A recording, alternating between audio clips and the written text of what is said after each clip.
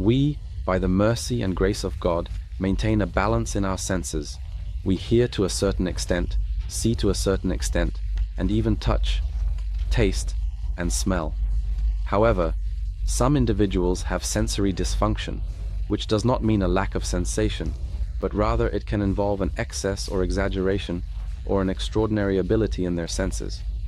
This makes them experience things more intensely, as if they have powerful amplifiers. They hear more than we do, and see more than we do, in a stunning way.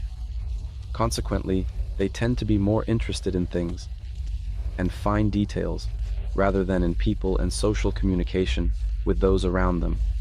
Professor Mabhood, I want to understand this point. You mentioned about civilization.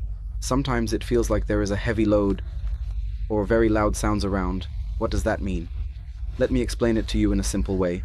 For example, when we enter a large factory, a wedding, or something noisy. Most of us communicate with each other even through gestures or by speaking loudly. Exactly, we can't hear each other because the speakers are loud and the sound is overwhelming.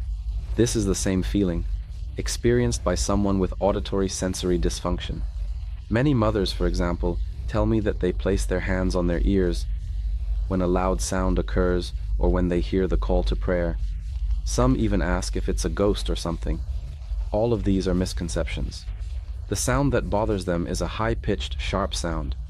It disturbs them because, for instance, we might be sitting without noticing the sounds around us, but they are aware of the sound of the fan or the noise of people walking in the street, which they perceive as amplified.